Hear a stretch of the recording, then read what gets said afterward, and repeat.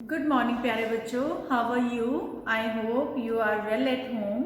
So, dear students, today in our social science class, we are going to start a new chapter from our book, Our Environment, chapter number 8, Human Environment Interaction. Human कैसे अपने environment के साथ interaction करता है, और उसमें भी हम स्पेशली देखेंगे tropical and the sub tropical region. In two reasons में ह्यूमन बीइंग कैसे अपने इन्वायरमेंट के साथ इंटरेक्शन करता है, आज हम उसके बारे में रीड करेंगे. So let's start our lesson. So first of all यहाँ पर एक छोटी सी स्टोरी दी गई है हमारी बुक में, जिसमें जो कैरेक्टर है उसका नाम है रेणुका और उनके अंकल श्रीकांत, और यहाँ पर रेणुका के इंटरेस्ट के बारे में बात हो रही है. So let's start. Renuka was excited. Shrikant uncle was home after a gap of nearly 4 months. So आज रेणुका जो है वो बहुत ही एक्साइटेड है क्योंकि उसके अंकल जो हैं 4 मंथ्स के बाद आज घर पर रुके हुए हैं. अब ऐसा क्या है कि उसके अंकल बाहर रहते हैं. He was a wildlife photographer and traveled widely. उसके जो अंकल हैं वो वाइल्ड लाइफ फोटोग्राफी करते हैं. दैट मीन्स फॉरेस्ट वगैरह में जाके जो वाइल्ड एनिमल्स होते हैं, पशु पक्षी होते हैं या फिर पेड़ पौधे होते हैं, उनकी पिक्चर्स क्लिक करते हैं. तो इसी कारण उन्हें घर से अक्सर बाहर रहना पड़ता है. सो आज वो घर पे रुके हुए हैं. So Renuka's interest in wildlife and forest begin at an early age when her uncle introduced her to book on nature. Pictures of distant lands and people who lived there always fascinated her. So जो रेणुका है उसका जो interest है वो wild life में और अलग अलग डिफरेंट एरियाज के इंसानों और उनके कल्चर के बारे में जानने में स्टार्टिंग से ही है, क्योंकि उसके जो अंकल हैं उन्होंने बहुत अर्ली एज में ही उसे बुक्स, इस तरीके की बुक्स लाकर देना स्टार्ट कर दिया था. सो जो रेणुका है उसको different people, their culture, their food जो है वो उसको बहुत ही ज़्यादा फैसिनेट करता है, आकर्षित करता है, अट्रैक्ट करता है. सो यहाँ पर हम जो अपनी बुक के अंदर पिक्चर्स देख रहे हैं, तो इसके अंदर भी हम देखेंगे कि यहाँ पर डिफरेंट एरिया के पर्सन्स के बारे में बात हो रही है. उनकी ड्रेसेस जो है वो भी अलग अलग हैं. सो अब हम इसके बारे में बात करते हैं. In these pictures Renuka you can see people from different parts of the world. Some from the dry desert, some from the frozen lands and some from hot wet rainforest. So कुछ पर्सन जो हैं, जो book ला के दी गई है उसके uncle के द्वारा रेणुका को, तो उसमें देखती है वो कि कुछ एरियाज जो हैं वो ड्राई डेजर्ट के पर्सन्स के बारे में बात कर रहे हैं. कहीं पर उनको फ्रोजन लैंड जहाँ पर बहुत ज़्यादा ठंड होती है उसके बारे में बात हो रही है. और कुछ बुक्स के कुछ पेजेस हैं जिन पर हॉट वेट रेन फॉरेस्ट के people, their culture, their geographical conditions, उनके बारे में बात हो रही है. So they look so different from me observed Renuka. Renuka को लगता है कि ये जैसे मैं खाना खाती हूँ या कपड़े पहनती हूँ, तो ये मुझसे तो बिल्कुल ही अलग दिखाई दे रहे हैं. They may look different but they share the same basic needs of life, food, clothing and shelter. वो बेशक से अब अलग दिखाई दे रहे हैं, बट जो बेसिक नीड होती है ह्यूमन बीइंग की वो तो सभी की एक जैसी होती है. सभी को पहनने के लिए कपड़े चाहिए, खाने के लिए खाना चाहिए, रहने के लिए घर चाहिए. सो ये बेसिक नीड तो हर ह्यूमन बीइंग की इक्वली ही होती है. सो ये उसके uncle, that mean Shrikant uncle जो है वो रेणुका को समझाते हैं. Their children do the same thing as you probably do, play games, quarrel sometime and then make up, sing, dance and help the families with various things that need to be done. यहाँ पर Shrikant uncle जो है वो रेणुका को कहते हैं कि ये जो पर्सन आपको दिखाई दे रहे हैं इनके बच्चे सेम वही करते होंगे जो आप करते हो. दैट मीन्स कभी प्ले कर रहे हो, कभी झगड़ा कर रहे हो, कभी गाना गा रहे हो, डांस कर रहे हो. इसी तरीके की एक्टिविटी जो है इनके बच्चे भी करते हैं. They live closer to nature and very early in their lives have learn to care of nature. So ये जो ह्यूमन बीइंग्स हैं ये नेचर के बहुत ज़्यादा करीब रहते हैं. दैट मीन्स कोई फॉरेस्ट में रह रहा है, कोई फ्रोजन एरिया में जहाँ बहुत ज़्यादा ठंड होती है, तो ये जो है वो नेचर के बहुत ज़्यादा क्लोज हैं. और इसीलिए अपनी बहुत छोटी उम्र में ही वो नेचर की केयर करना सीख लेते हैं.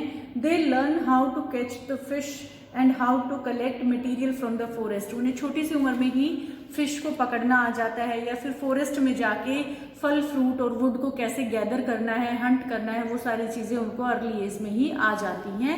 सो अब हम बात करते हैं अपनी मेन टॉपिक की जिसके बारे में आज हम पढ़ेंगे वो है life in the Amazon basin. और अमेजोन बेसिन जो है वो हमारा पड़ता है ट्रॉपिकल एरिया में। सो यहाँ पर इस लेसन के अंदर हम टू मेन स्पेशल जो एग्जाम्पल्स हैं लैंड के वो पढ़ेंगे।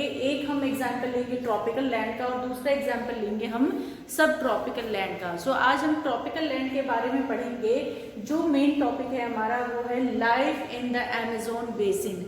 अब देखते हैं कि ये अमेजोन जो बेसिन है ये वर्ल्ड मैप में कहाँ पर लाई करता है। Let's see the map.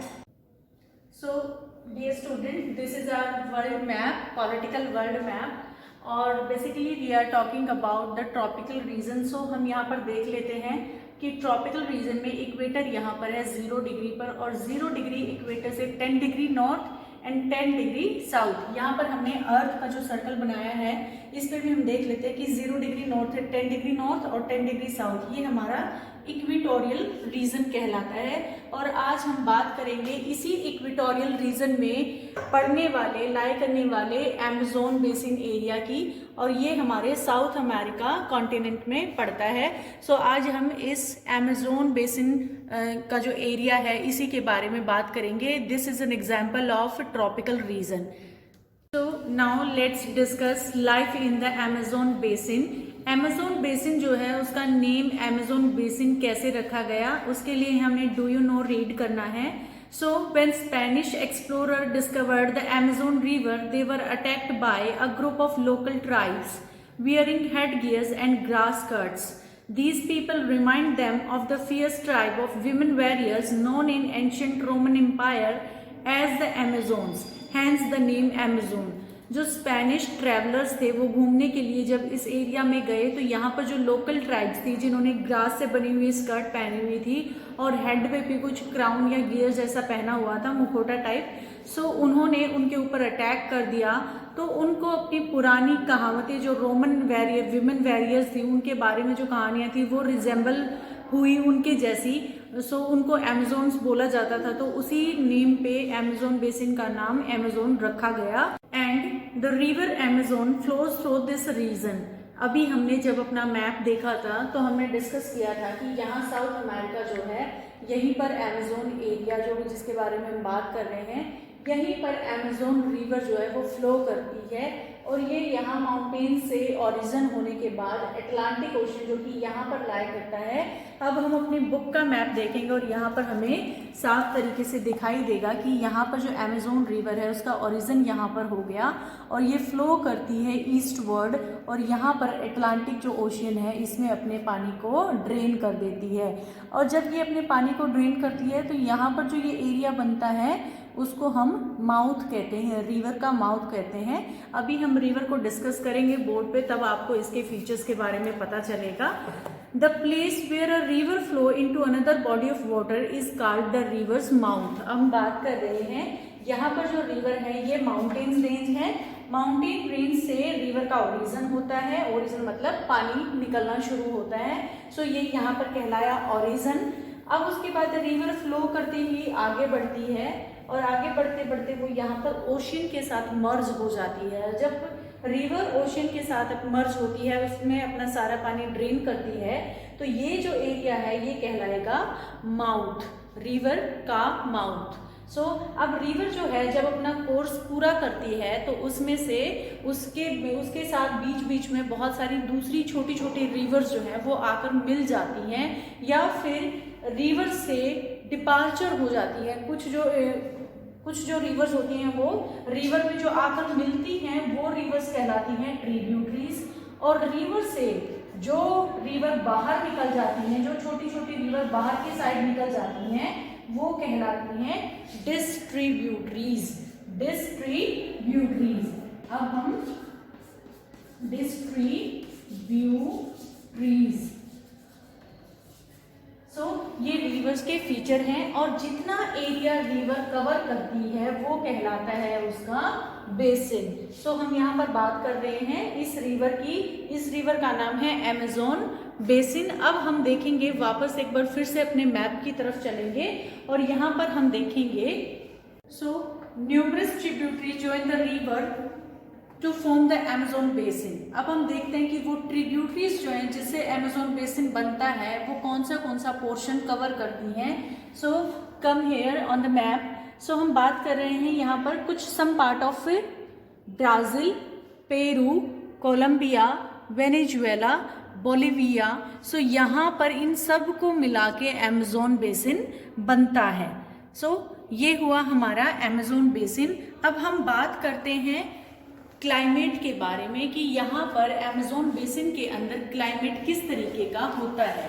So let's discuss climate. As you now know the Amazon basin stretch directly on the equator and is characterized by hot and wet climate throughout the year. Both day and night are almost equally hot and humid. The skin feels sticky. It rains almost every day. That too without much warning. The day temperature are high with very high humidity. At night the temperature goes down but the humidity remains high. So climate जो है Amazon basin का वो hot रहता है क्योंकि ये equator के पास लाई करता है और इक्वेटर पे थ्रू आउट द ईयर जो सन रेज होती हैं वो वर्टिकली फॉल होती हैं, पड़ती हैं। सो वहाँ पर बहुत ज़्यादा हॉटनेस रहती है और उसी हॉटनेस की वजह से वहाँ पर ह्यूमिडिटी भी ज़्यादा है क्योंकि इवेपोरेशन ज़्यादा होता है और इवेपोरेशन जब ज़्यादा होता है तो रेन फ्रिक्वेंटली होती रहती है विदाउट एनी वार्निंग। सो हमें पता भी नहीं चल पाता और रेन स्टार्ट हो जाती है। सो वहाँ पर हॉट और ह्यूमिडिटी बहुत ज़्यादा है। डे टाइम में हॉटनेस के साथ ह्यूमिडिटी ज़्यादा होती है, नाइट के टाइम पे हॉटनेस या टेम्परेचर थोड़ा सा कम हो जाता है बट ह्यूमिडिटी जो है वो स्टेबल बनी रहती है। सो वहाँ का जो इन्वायरमेंट है वो स्टिकी इन्वायरमेंट बनता है। अब हम बात करते हैं वहाँ पर किस तरीके के रेन फॉरेस्ट हमें देखने को मिलते हैं। As it rains heavily in this region thick forest grow. The forests are in fact so thick that the dense roof created by leaves and branches does not allow the sunlight to reach the ground.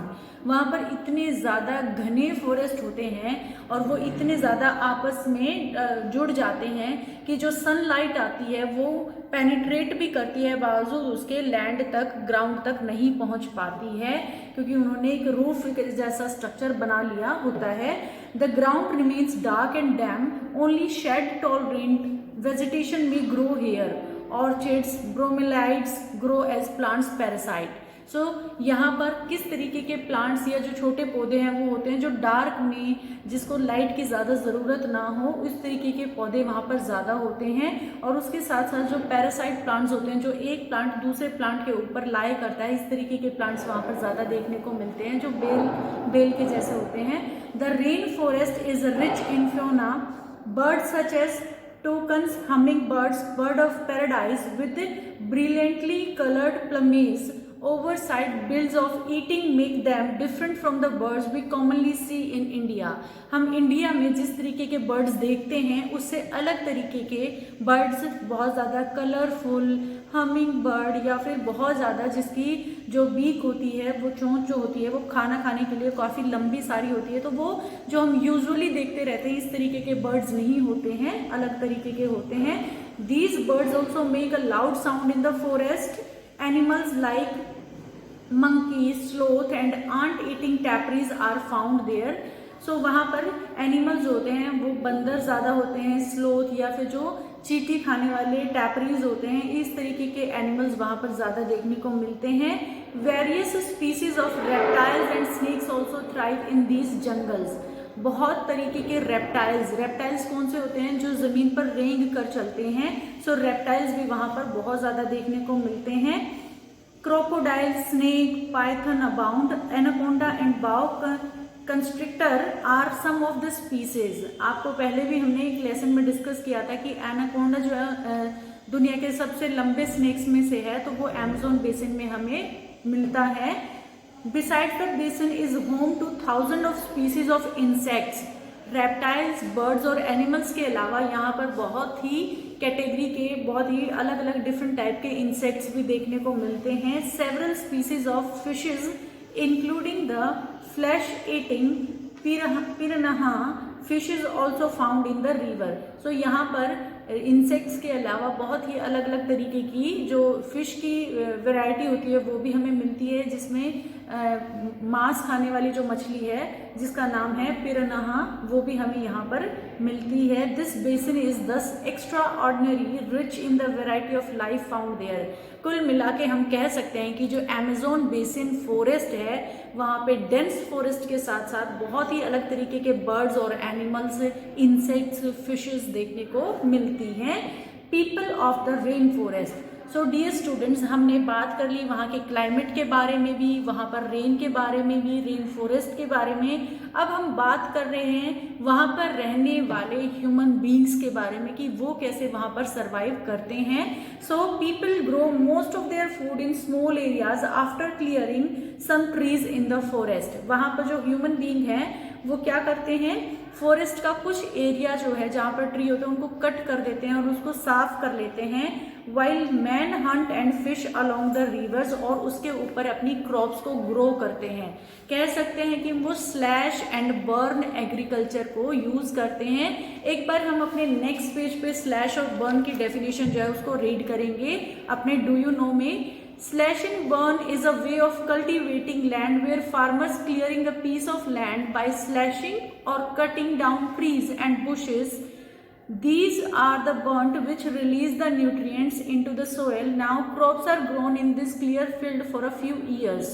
After repeatedly using the patch of land, the soil loses its nutrient, so it is abandoned. Then they clear another plot of land to the plant. In the meantime, young trees grow in the old field. In this way, soil fertility is restored. People can then return to it and start cultivating it again. So forest के अंदर एक patch को clear कर लिया, उसको जला दिया, उसकी राख जो है ऐश वहीं पर गिर गई, उससे न्यूट्रिएंट्स मिल गए सोयल को, वहां पर क्रॉप्स ग्रो कर ली। 4-5 साल या जब तक वो अच्छी फसल दे रही है वहाँ पर क्रॉप्स को ग्रो किया। जब उसने फसल देना बंद कर दिया तो किसी और पैच ऑफ लैंड को क्लियर कर लिया और वहाँ पे एग्रीकल्चर कर ली। इस तरीके की जो खेती की जाती है उसे कहते हैं slash and burn agriculture. So man वहाँ पर जो है, जो वहाँ की ह्यूमन बीइंग है वो स्लैश एंड बर्न एग्रीकल्चर को इस्तेमाल करते हैं। अब यहाँ पर while man hunt and fish along the river, women take care of crops. अब जो वहाँ के मैन हैं, मेल, वो करते हैं हंटिंग का काम और विमेन जो है वो करती हैं क्रॉप्स की देखभाल। अब हम बात करते हैं कि वो किस तरीके की फूड्स को ग्रो करते हैं। So they mainly grow tapioca, pineapple and sweet potato. ये उनकी मेजर जो क्रॉप्स उनके नाम हैं। As hunting and fishing are uncertain, it is the women who keep their families alive by feeding them the vegetable they grow. Hunting जो है वो uncertain है, कई बार हंट हो जाता है, कई बार नहीं हो पाता, तो मेनली जो वुमेन वेजिटेबल ग्रो करती है उसी के ऊपर वो डिपेंड करते हैं। They practice slash and burn agriculture. The staple food is manioc. वहाँ का जो, जैसे हमारा नॉर्थ इंडिया का स्टेपल फूड व्हीट है, हम रोटी ज़्यादा खाते हैं, साउथ इंडियन राइस उनका स्टेपल फूड है। सो जो ये अमेज़न में रहने वाले ह्यूमन बींग्स हैं इनका स्टेपल फूड मैनियोक है। मैनियोक को ये किस दूसरे नाम से भी जानते हैं जिसका नाम है cassava. So manioc and cassava both are the same thing that grows underground like the potato. ये जो कसावा है, जैसे पोटैटो ग्रो होता है ज़मीन के अंदर, ये भी वैसे ही ग्रो होता है। They also eat queen ants and egg sac. So ये चींटियों को और उसके साथ जो उनके अंडे होते हैं उनको भी खाते हैं। Cash crops like coffee, maize and cocoa are also grown. इसके साथ साथ कैश क्रॉप जैसे कि कॉफ़ी जो जिसकी मार्केट में डिमांड होती है, सो कॉफ़ी, मेज, मक्का और कोकोआ, इनको भी ये लोग ग्रो करते हैं। The rainforest provide a lot of wood for the houses. Some families lived in the thatched houses shaped like beehives. There are other large apartment like houses called maloka with a steepy slanting roof. अब हम बात करते हैं इनकी settlements की। Settlements मतलब इनके घर कैसे होते हैं। सो रेन फॉरेस्ट में रहने की वजह से इनको लकड़ियाँ मिल जाती हैं जिससे कि ये अपनी आसानी से घर बना लेते हैं। तो कुछ लोग जो होते हैं वो छोटे छोटे घरों में जो आसपास बने होते हैं, जैसे मधुमक्खी का छत्ता होता है वैसे ये पास पास रहते हैं। कुछ जो होते हैं वो लार्ज अपार्टमेंट्स में रहते हैं, बड़े घर बनाते हैं जिनकी स्लांटिंग रूफ होती है। सो दो तरीके की यहाँ पर सेटलमेंट्स हमें देखने को मिली, एक जो पास पास रहते हैं छोटे जिनके घर हैं, और एक जो थोड़े से डिस्टेंस पे रहते हैं और जिनके बड़े बड़े मकान हैं और जिनकी छतें जो हैं वो स्टीप हैं, मतलब स्लांटिंग रूफ उन्होंने बनाई होती है। अब life of the people of the Amazon basin is slowly changing. But अब जैसे जैसे टाइम बढ़ रहा है, बीत रहा है, मॉडर्नाइजेशन हो रही है, तो अमेजोन बेसिन में रहने वाले लोगों का लाइफ जो है वो भी चेंज हो रहा है। In the older days the heart of the forest could be reached only by navigating the river. पहले हम इस एरिया में सिर्फ रिवर को क्रॉस करके ही जा सकते थे, but in 1970s the trans Amazon highways made all parts of the rain forest accessible. But यहाँ पर 1970s में हाईवे बना दिया गया, रोडवेज बनाई गई, जिसकी वजह से अब अमेजोन फॉरेस्ट के लगभग हर पार्ट जो है वो पहुंच में आ गया है, वहां पर जाया जा सकता है। Aircrafts and helicopters are also use for reaching various places. इसके अलावा हेलीकॉप्टर्स और एयरक्राफ्ट्स भी यूज किए जाते हैं अमेजोन बेसिन के अंदर जाने के लिए। The indigenous population was pushed out from the area and forced to settle in new areas where they continue to practice their distinctive way of farming। और वहाँ की जो लोकल ट्राइब्स हैं या वहाँ के रहने वाले जो लोग हैं उनको वहाँ से हटा दिया जा रहा है और वो कहीं और उनको बसाया गया है जहाँ पर वो जो है क्या कहते हैं, अलग अलग तरीके की एग्रीकल्चर की प्रैक्टिस करके अपने आप को सर्वाइव किए हुए हैं। The developmental activities are leading to the gradual destruction of the biological diversities of rainforest।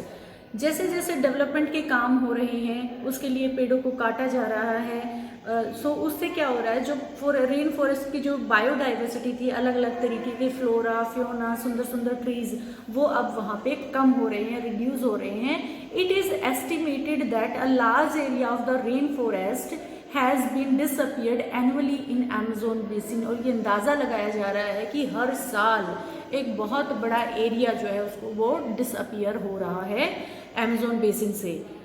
अब हम इसके लिए जो है हम यहाँ पर देखेंगे, destruction of forest has a much wider implication.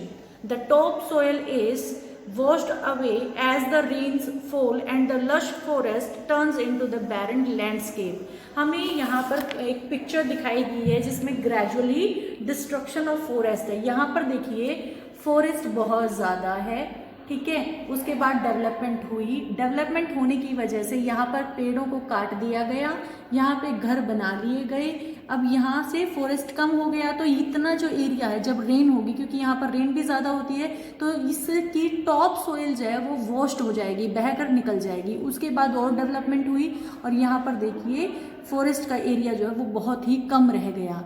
ये क्या हो रहा है, एक तरीके से रिड्यूस हो रहा है, फॉरेस्ट का एरिया रिड्यूस हो रहा है और जो सोयल है वो एक्सपोजर में आ रही है, और एक्सपोजर में आने की वजह से जैसे जैसे बारिश होती है तो ऊपर की सोयल जो है वो निकल जाती है, उसके साथ साथ उसके सारे न्यूट्रिएंट्स निकल जाते हैं और ये लैंड जो है वो बंजर हो जाएगी, बैरन हो जाएगी। सो प्यारे बच्चों, आज की इस वीडियो में हमने देखा अमेजोन रिवर बेसिन जो है उसके आसपास का एरिया, कैसे वहाँ पर क्लाइमेट है, कैसा वहाँ पर रेन फॉरेस्ट है, कैसे वहाँ पर ह्यूमन बींग सर्वाइव करते हैं, किस तरीके के वो खाना बनाते हैं, मैन वीमेन की लाइफ क्या है, उनके काम क्या है, और उसके साथ साथ उनके जो सेटलमेंट्स हैं, छोटे घरों में रहना, बड़े घरों में रहना, और उसके साथ साथ डेवलपमेंट जैसे हुई तो अमेजोन जो बेसिन है उसमें एक्सेसिबल ह्यूमन बींग का इंटरफियरेंस ज़्यादा हो गया और वहाँ पर डिस्ट्रक्शन होने लगा, फॉरेस्ट को कट किया जाने लगा। सो प्यारे बच्चों, इसका जो हम सब ट्रॉपिकल रीजन है वो हम अपनी अगली कक्षा में करेंगे, अगली क्लास में होगा। तब तक के लिए आप अच्छे से राइटिंग करके अपना होमवर्क कीजिए, हेल्दी रहिए, हैप्पी रहिए और न्यूट्रिशन फूड लीजिए। Thank you so much, bye bye.